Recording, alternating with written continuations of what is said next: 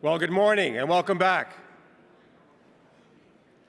I want to start out by thanking today's sponsors, the UA Canada, for sponsoring this morning's breakfast. Thank you very much.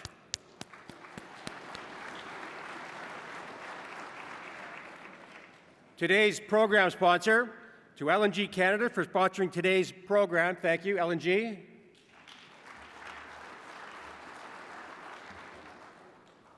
And thank you to Pathways Alliance and Impact for their generous sponsorships. It's through your support that everyone is so well looked after each and every conference. Thank you.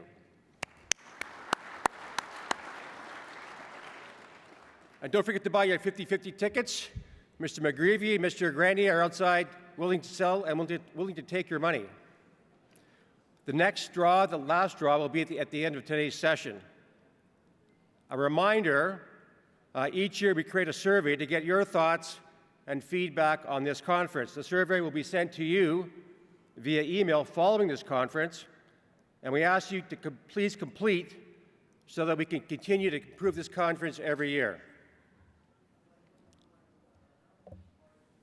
Now, it's my pleasure to introduce the Alberta Minister of Advanced Education, Raja Sawhney.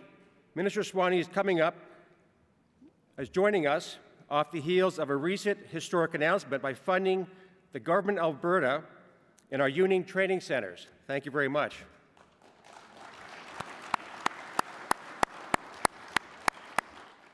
This is a first for the Government of Alberta, an important step in advancing the training of safe, skilled workforce. Minister Sawhney, welcome to the CBTU conference, and we're excited to have you join us today. Please.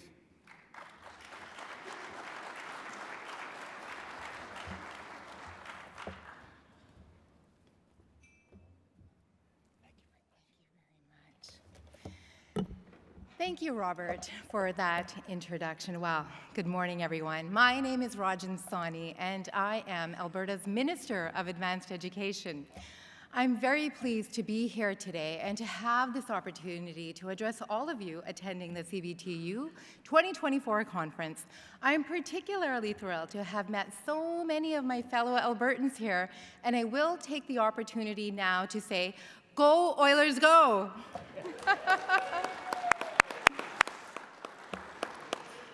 A few days ago, as I was leaving Calgary, which is home for me, my daughter asked me, "Why are you going to this conference?" So I will tell all of you today why I am here. I told her my reason, and the reason is that I have a big, monumental problem to solve, and I need help because I don't have all the answers. So what is this problem? It's a workforce development problem related to significant shortages in the skilled trades. I know that I'm not alone in trying to solve this. This is a problem for the entire nation and perhaps the entire continent. I also want to note that I believe this work is nonpartisan in nature. It doesn't matter what your political stripes are. Trying to get more young people involved in the skilled trades and attracting more tradespeople into our province should be devoid of politics. So, today, I'm only going to focus on the problem at hand and will not be politicking. Well, maybe just a little. Now, let's get back to Alberta. Right now, our economy is firing on all cylinders, but we will reach a point where we can't grow anymore, and the limiting factor will be skilled, available, qualified tradespeople. We just don't have enough people to do the work that needs to be done for economic growth. So related to this, I just want you all to know that some of the work that we're doing in Alberta is entirely related to making sure that we are investing in the skilled trades. Now, before going further, I want to take a moment to reflect on the conference theme of training a safe, skilled workforce just days after the National Day of Mourning. I know we are thinking of those who lost their life, suffered injury or illness on the job, or experienced a work-related tragedy. And I know we all share the conviction that every worker deserves to finish the workday safe and sound, in good health, and come home to his or her loved ones. As I had mentioned, training a safe and skilled workforce is a worthy goal that has become a huge challenge across Canada. In Alberta, we understand the urgency of this all too well. Not only do we have a booming economy, as I mentioned, we also have the fastest growing population in Canada. Let's talk about some statistics. We recently surged to a population of 4.8 million people, an increase of more than 200,000 residents over the past year. A recent forecast from Build Forest Canada projects that thanks to major projects such as Dow Canada's $11 billion Path to Zero project, not to mention schools, hospitals, housing, roads, and other priorities, total construction employment in Alberta is projected to increase by 14,000 workers over the next decade. Alberta's government is investing too. Let me tell you about some of the work that we are doing. Through Budget 2024, we are investing $25 billion over the next 3 years to build schools, hospitals, and roads. We are spending $840 million to build 5,000 affordable housing units over the next 3 years that will create an upwards of 6,000 jobs. We are getting competitive too. In the coming weeks, if you live in Ontario, BC, or Quebec, you may see the latest phase of the Alberta is Calling campaign. We'll be promoting opportunities in Alberta, along with a one-time $5,000 refundable tax credit for workers in high-demand skilled trades. As Alberta's Minister of Advanced Education, I understand the importance of the skilled trades and appreciate all that you have to bring to the table. I'm also supported in the work I do by an exceptional network of 11 colleges and polytechnic institutes in our post-secondary system who are delivering high-quality skilled trades training. In fact, Alberta Advanced Education has made historic investments in skilled trades and apprenticeship training. We have overhauled our legislative framework and are modernizing programs so that our skilled tradespeople enter the workforce with cutting-edge skills. And as the demand grows, we're taking an all-hands-on-deck approach. One way we are increasing capacity is by considering the role of trade unions in helping alleviate labor market shortages. Just a couple of weeks ago, as Robert had mentioned, I was proud to announce a new pilot project with one such provider. In a historic step for Alberta, we are investing $350,000 in a pilot to support the International Union of Operating Engineers, Local 955. Where are you? Excellent. We're supporting them to deliver training for the Crane and Hoisting Equipment Operator Apprenticeship Program at their training facility north of Edmonton. The IUOE's decades-long experience of delivering instruction to thousands of workers, combined with its fantastic training facility, made it an obvious choice to create more spaces for a trade that is in such high demand. This investment in union-led training on top of what's offered at our post-secondary institutions demonstrates that by looking at new delivery models, we can do better. By the way, union-led training in Alberta is not new.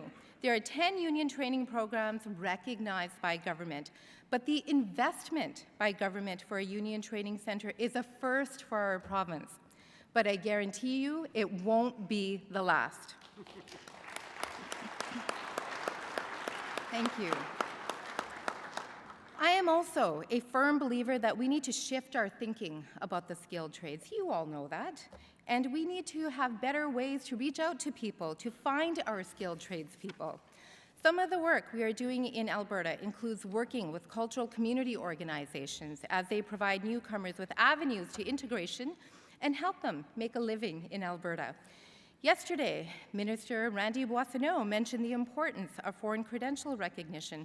We may disagree on a lot of things actually, but this is one area where I wholeheartedly agree with him. In Alberta, we're expanding and building on our work on foreign credential recognition to get people into the workforce without barriers and without delays. Beyond newcomers, we need to make skilled trades workplaces more welcoming to women and also to Indigenous people, veterans, and I'm closely following the work from helmets to hard hats, to those living with disabilities, and to the many individuals who have simply never considered the skilled trades as a possible career path. And to make a career in the trades even more enticing, we have done some groundbreaking work in Alberta that entrenches the notion that apprenticeship education is post-secondary education. When you graduate from an apprenticeship program in Alberta, you actually earn an education credential as well. What this means is that if you enroll in a different post-secondary education in the future, like a business degree, for example, your educational credential can be used as a credit towards this degree. This is a Made in Alberta solution designed to elevate the esteem of the skilled trades as a career pathway. We are the only jurisdiction in Canada that offers this educational credential. Now, let's talk about parity of esteem. In Alberta, these are the messages we are sharing with young people, with families, and with communities. Number one, skilled trades programs offer an affordable post-secondary education option where students can earn while they learn, so no huge student loan debts. Number two, skilled trade programs are a solid foundation for a broad range of careers and further education that can lead to a wide variety of opportunities. And number three is what I refer to as show me the money. Many people have no idea about the earning potential of the trades, and it's important to actually talk about average salaries that can be earned. Many of the most successful and wealthy people that I know are from the trades. We will be sharing these messages and others all across Alberta this year as we promote the opportunities in trades, but would love to hear from you if you have other ideas on how to promote parity of esteem. And that is one of the reasons why I'm here at this conference, because I wanted to make sure I had the opportunity to get to know many of you, to talk to you, to build trust, to gain trust, because you can't find solutions until you talk to people on the ground, people who have worked in industry, people who have experience, and I can tell you it's been a very rewarding experience thus far. And for those of you with an Alberta connection, I invite you to join me in this mission to promote careers in the skilled trades and share the opportunity that we all recognize. Now, in conclusion, again, I just want to say how rich and rewarding this experience has been for me to join you at this conversation. I've had many informative conversations, and as a policymaker and legislator, this is exactly where I needed to be. This is exactly the environment I needed to be in to get the best and brightest of ideas as it relates to the trades. I know that the best solutions will come through collaboration with you, with industry, employers, government, and communities to build a future that works for us all. And finally, a few words from the heart. To all the women in the room, could I please ask you to stand for a moment, just for a moment? Thank you. Please don't be shy. This is important. To you, you guys have had your turn, all the women.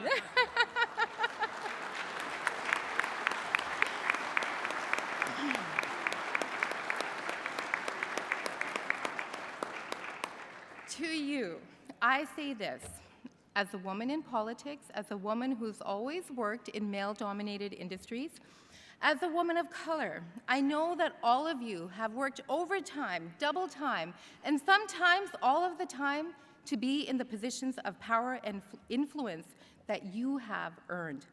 So to all of you, to the sisters, I salute you, I'm proud of you, and many congratulations for your success. You all deserve a round of applause. Thank you very much for the opportunity. Minister, thank you very much. Thank you, Minister Sawney. Sean Strickland.